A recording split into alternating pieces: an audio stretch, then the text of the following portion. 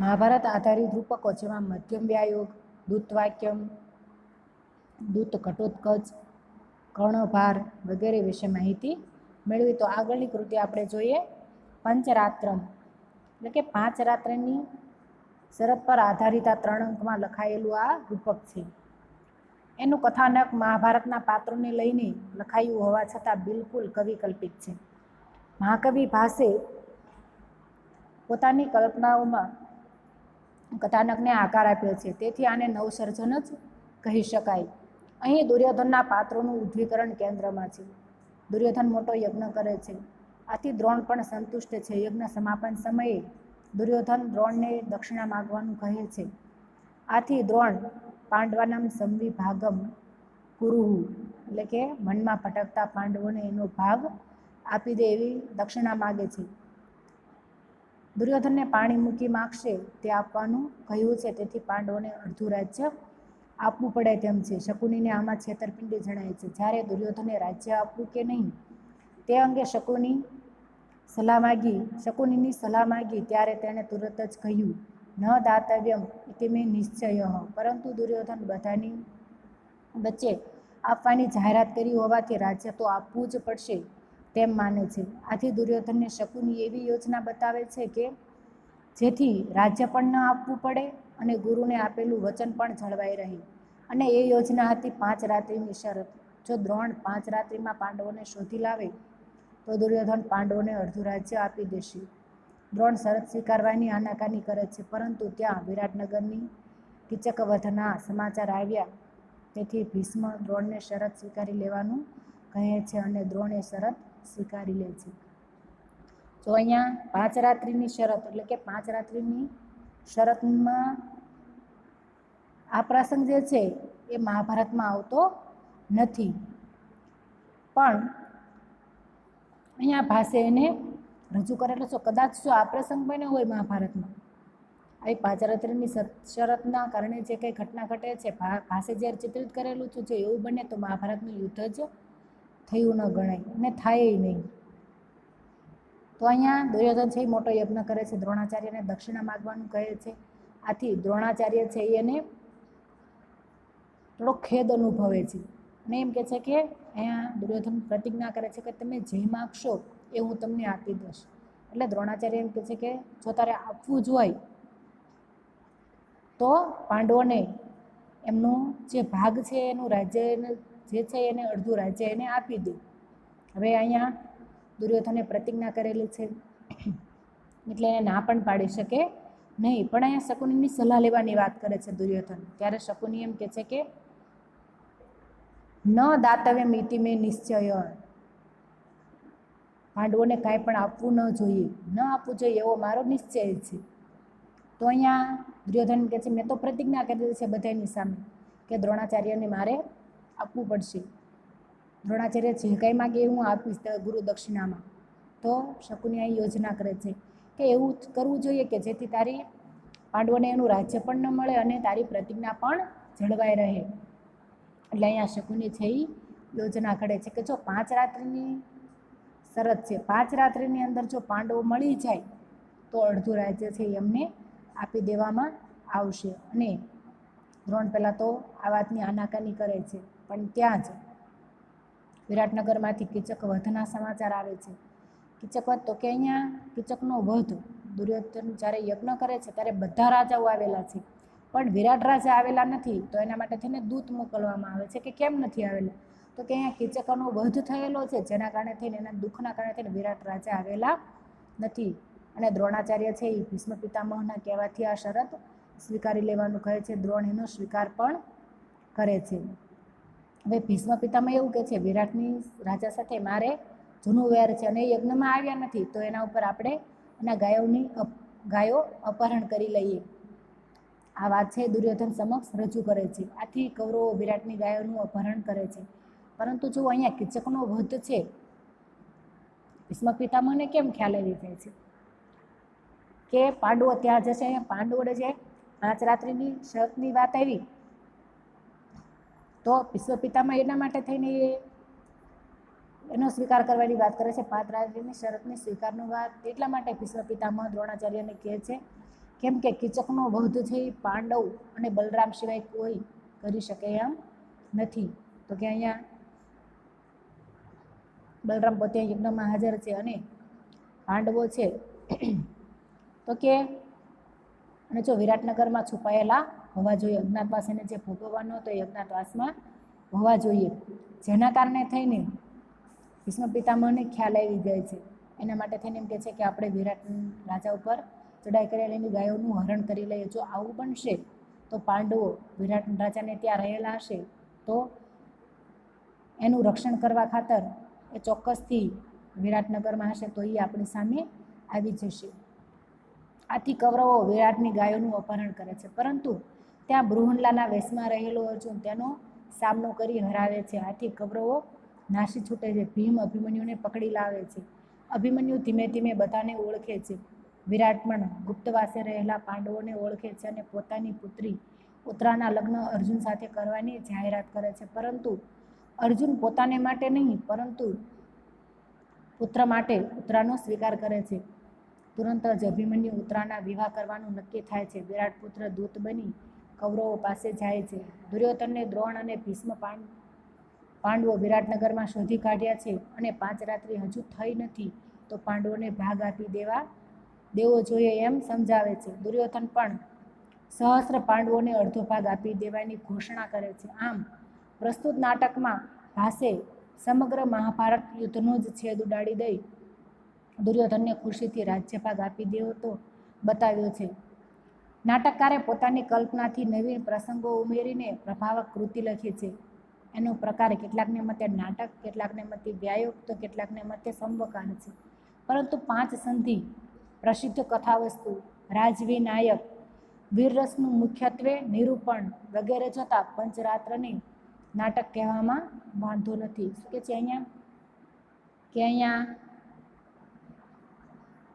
પંચરાત્રને કોઈ વાયક પ્રકારનું ગણાવે છે તો કોઈ એને સંવકાર પ્રકારનું પણ ગણાવે છે, પણ એને નાટક પણ કહી શકાય કારણ કે એનું કથાવસ્તુ એ પ્રકારનું છે. આપણે આ જોયું પંચરાત્રમાં. આપણે આગળ જોઈએ ઉરુભંગમ, જે મહાભારત આધારિત જ કૃતિ છે. સંસ્કૃત સાહિત્યની એકમાત્ર કરુણાંતિકા તરીકેની નામના ધરાવતી આ કૃતિ પણ એકાંગી છે. ભીમે ગદા યુદ્ધના નિયમોનો ભંગ કરી ગદા પ્રહાર કરી દુર્યોધનની બંને સાથળ ભાંગી નાખી. ત્યાંથી આ રૂપક શરૂ થઈ અને દુર્યોધનના મૃત્યુ સાથે સમાપ્ત થાય છે. જો કરુણના આન રૂપક છે.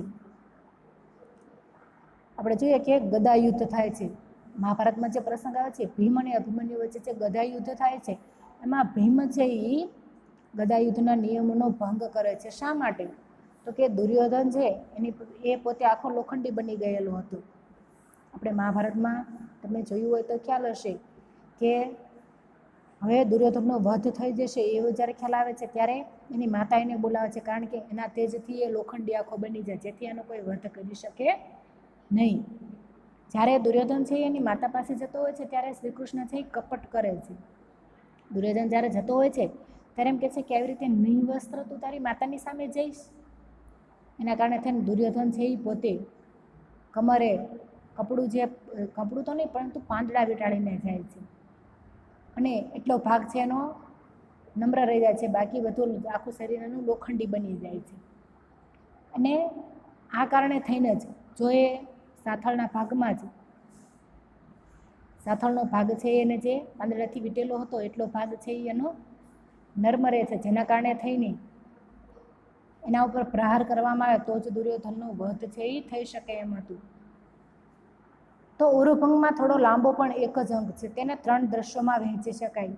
તેમાં 1 અંકનો છે પણ એમાં 3 દ્રશ્યો રજૂ થયા છે. પહેલું દ્રશ્ય છે 3 સુભટોએ કરેલું રણભૂમિ તેમજ ગદા યુદ્ધનું વર્ણન. જે ભીમ અને દુર્યોધન વચ્ચે જે ગદા યુદ્ધ થાય છે એનું વર્ણન પહેલાં સુભટો દ્વારા થાય છે. એ પ્રથમ દ્રશ્ય છે. બીજું દ્રશ્ય છે દુર્યોધનની બલરામ અને તેના માતા પિતા, પુત્ર અને રાણીઓ સાથેની મુલાકાત. અને ત્રીજું છે અશ્વત્થામાનો પ્રવેશ અને દુર્યોધનનું મૃત્યુ. આ એકાંકી ભાસની કલ્પનાનું મૌલિક સર્જન છે. ભાસે પોતાની કલ્પના શક્તિથી રજૂ કરેલું છે. આ દુર્યોધન આ રૂપકની કથા વસ્તુની ધરી છે. આખી કથા વસ્તુ જાણે આ ધરીની આજુબાજુ કેન્દ્રિત છે. ભાસને અહીં દુર્યોધનનું સમાર્જન કરીને તેમાં રહેલા સુયોધનને ઉઠાવ આપવો હતો, જેમાં કવિ સંપૂર્ણ રીતે સફળ થયા છે.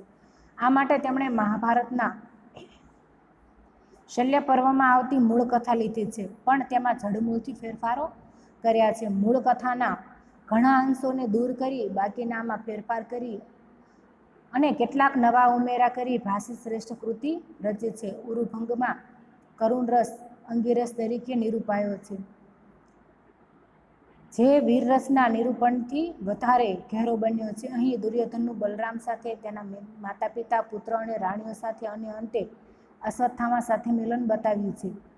દરેકમાં તેના વ્યક્તિત્વના ઉત્તમ અંશો પ્રગટ થતા આપણે જોઈએ છીએ.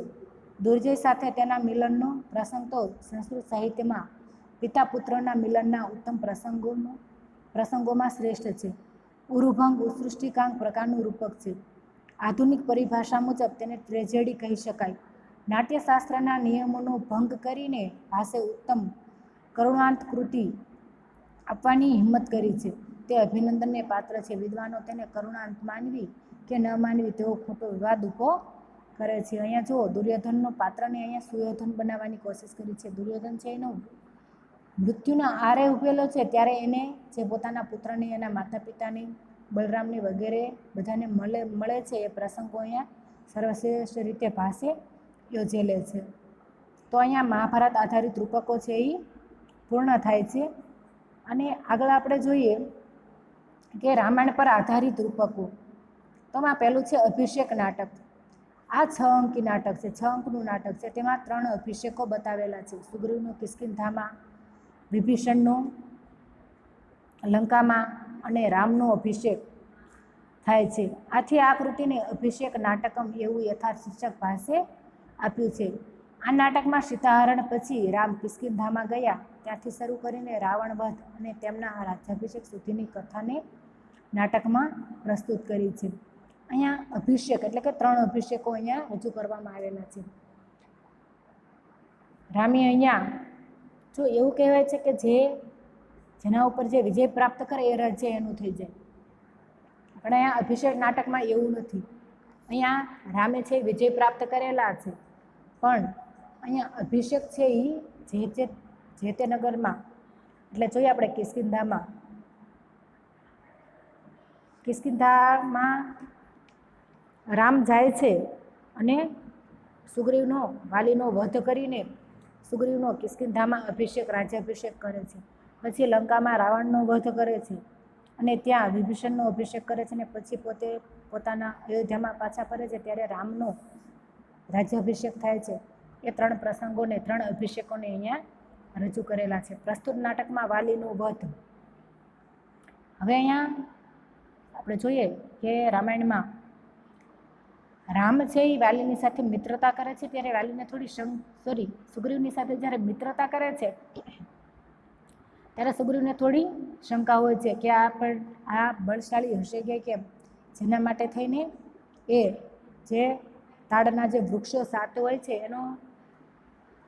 એને પાડવાની વાત કરે છે. એટલે રામ છે એ પોતે એક જ તીરથી એ 7 વૃક્ષોને પાડી દે છે, જેના કારણે થઈને એને એક જે રાક્ષસનું સબમિયા પડેલું હોય છે એને માત્ર અંગૂઠાથી જ ઉઠાવીને યોજનો સુધી એને દૂર ફેંકી દે છે. આથી સુગ્રીવને વિશ્વાસ આવે છે અને સુગ્રીવ અને વાલી વચ્ચે જ્યારે યુદ્ધ થાય છે અને વાલીનો રામ છે એ વધ કરે છે, ને પછી સુગ્રીવનો કિષ્કિંધામાં અભિષેક કરે છે. પછી જે હનુમાનનું સીતા માતાને મળવા માટે લંકા જવું, હવે મિત્રતા નક્કી થાય એટલે સુગ્રીવ છે એ પોતાની વાનર સેનાને આદેશ આપે છે. એટલે બધા વાનરો છે જુદી જુદી દિશામાં જાય છે સીતાની શોધ કરવા માટે, અને હનુમાનજી છે એ પણ લંકામાં પહોંચે છે અને સીતાને જોતા જ એમને ઓળખી જાય છે અને સીતાજીને આશ્વાસન આપે છે અને પોતે રામને આ સંદેશો આપશે અને તમને ચોક્કસથી અહીંયાથી લઈ જશે એવું આશ્વાસન આપે છે. રાવણ સાથે ઉગ્ર સંવાદ થાય છે. હવે હનુમાનજી જે છે સીતાજીની સાથે મિલન થઈ જાય છે, પણ હવે સીતાજીને મેળવવા માટે થઈને અહીંયા યુદ્ધ કરવું જરૂરી છે. એના માટે થઈને હનુમાનજી છે એ યુક્તિ અજમાવે છે. પોતે અશોક વાટિકામાં સીતાજીની સાથે મિલન થાય પછી એને ભૂખ લાગે છે, એના માટે થઈને એ જે વૃક્ષ ઉપર ફળ હોય એને પાડીને પછી ખાવાની કોશિશ કરે છે. એટલે એના જે દ્વારપાળ હોય છે, એના જે રક્ષક હોય છે ઉદ્યાનના, એ આ બધી રાવણને વાત કરે છે. પછી એની સાથે હકીકતમાં હનુમાનજીની યોજના શું હતી કે આ સૈન્ય બળ માપવા માટે થઈને આ બધું કરે છે. અને રાવણની સાથે ઉગ્ર સંવાદ કરે છે કે તમે રામના શરણે આવી જાઓ, એ તો પ્રભુ છે, એનાથી તમારો ઉદ્ધાર થઈ જશે. પણ તેમ છતાં રાવણ છે એ માનતો નથી અને પછી છેલ્લે રાવણનું યુદ્ધ થાય છે, રાવણનો વધ થાય છે. સીતાની અગ્નિ પરીક્ષા કરી રામ એમનો સ્વીકાર કરે છે અને રામનો પુનઃ રાજ્યાભિષેક વગેરે પ્રસંગોને ભાષે અહીંયા નાટ્યાદય આપ્યો છે. આમ આ નાટકમાં રામને થયેલી સીતાની તથા રાજ્યની પુનઃપ્રાપ્તિ કલાત્મક રીતે બતાવી છે. અહીં સુગ્રીવ સાથેની મૈત્રી કિંમતી નીવડે છે અને રાવણની કામાતિશયતા તેના વિનાશનું કારણ તેના વિનાશનું કારણ બને છે. આ નાટક નાટ્યકલાની રીતે મધ્યમ કક્ષાનું ગણી શકાય. રામકથામાં પરિવર્તન કરવા છતાં ખાસ કાંઈ નાટકીયતા લાવી શક્યા નથી. નાયક તરીકે રામ ધીરોદાત નાયક છે. નાયિકા તરીકે સીતા પાત્રમાં બહુ જ નાવીન્ય નથી. વીરરસ અહીં પ્રધાન રસ છે. એકંદરે આ નાટકમાં કવિ અન્ય નાટકો જેવી સફળતા મેળવી શક્યા નથી. રામકથાને નાટક કરતાં સમાદરૂપમાં ઢાળી હોવાની છાપ ઉપસે છે. હવે આગળ જોઈએ બીજું નાટક છે પ્રતિમા નાટક. તો આ પણ રામાયણ કથા પર આધારિત જ રૂપક છે. આ 7 અંકનું નાટક છે. ખૂબ જ સુપ્રસિદ્ધ મહાકાવ્ય રામાયણના કથા વસ્તુની ભાષે અહીં છણાવટ કરી છે. રામના રાજ્યાભિષેકથી શરૂ કરી રાવણના વધ સુધીના જુદા જુદા પ્રસંગોને ભાષે નાટ્યાધ્યેય આપ્યો છે. રામાયણના દુરાચારી કે દુષ્ટ સ્વભાવના પાત્રોને પણ કવિએ બદલી નાખ્યા છે, જેમાં રાવણ અને કૈકેયીનો સમાવેશ થાય છે. અહીં આવતું પ્રતિમા ગૃહનું દ્રશ્ય ભાસને ખૂબ જ ગમ્યું હશે. મોસાળથી પાછો ફરેલો ભરત અયોધ્યાની બહાર આવેલા પ્રતિમા ગૃહમાં થોડી વાર રોકાય છે, જ્યાં તે પિતા દશરથની પ્રતિમા અન્ય મૃત્યુ પામેલા રઘુકુળના રાજાઓની સાથે રાખેલી જુએ છે અને તેને પોતાના પિતાના મૃત્યુની ધીરે ધીરે જાણ થાય છે. આ દ્રશ્ય પરથી જ કવિએ આ નાટકનું પ્રતિમા નાટક એવું શીર્ષક આપેલું છે. આ નાટકમાં રામના રાજ્યાભિષેકની તૈયારી છે. વલ્કલ ધારણ, કૈકેયી દ્વારા રામના વનવાસ અને ભરતની રાજગાદી અંગેના 2 વરદાનની યાચના, રામનું વનગમન, દશરથનું મરણ, ભરતનો શોક, રામની આજ્ઞાથી ભરત દ્વારા રાજ્યની જવાબદારી સ્વીકારવી, પરિવ્રાજકના વેશમાં રાવણનું આગમન, સીતાહરણ, રાવણનો વધ, રામનો અયોધ્યામાં ફરીવાર રાજ્યાભિષેક વગેરે પ્રસંગોની નાટ્યાધ્યેય આપેલો છે. પ્રતિમા નાટક તેના નાટ્યોચિત ગુણોને કારણે સંસ્કૃત સાહિત્યમાં મહત્વનું સ્થાન ધરાવે છે. રામાયણની મૂળ કથાને લઈ તેમાં આવકાર્ય ફેરફારો કરી પાત્રગત, પ્રસંગત અને પરિસ્થિતિગત નવીનતા લાવી ભાષે શ્રેષ્ઠ નાટક લખ્યું છે. જો મોટાભાગના રામાયણના જે પ્રસંગો છે અહીંયા ભાષે રજૂ કરેલા છે, પણ મુખ્ય કથાનક કયું છે તો કે પ્રતિમા ગૃહમાં જે ભરતનો પ્રવેશ થાય છે અને એનાથી એના પિતાના મૃત્યુનો એને જે સંદેશ મળે છે, એના આધારે અહીંયા નાટકનું નામ છે, એનું શીર્ષક છે એ પ્રતિમા નાટક રાખેલું છે. ભરતને જ્યારે ખબર પડે છે કે પોતાના પિતાની પ્રતિમા જોઈને બધા રઘુકુળોની પ્રતિમાઓની સાથે એના પિતાની પ્રતિમા જુએ છે અને પોતાની માતા ઉપર ગુસ્સો કરે છે અને પોતે રામને મળવા જાય છે અને રામવતીએ રાજ્ય ચલાવે છે નંદીગ્રામમાં રહીને. આ બધા પ્રસંગો અહીંયા પાસે રજૂ કરેલા છે. તો આપણે મહાભારત આધારિત રૂપકો, રામાયણ કથા પર આધારિત રૂપકો વગેરે વિશે સમજૂતી મેળવી. હવે ઉદયન કથા પર આધારિત રૂપકો, પછી કવિકલ્પિત રૂપકો અને હરિવંશ પર આધારિત રૂપકો છે, એની માહિતી આપણે આગળના વિડીયોની અંદર મેળવીશું. Thank you.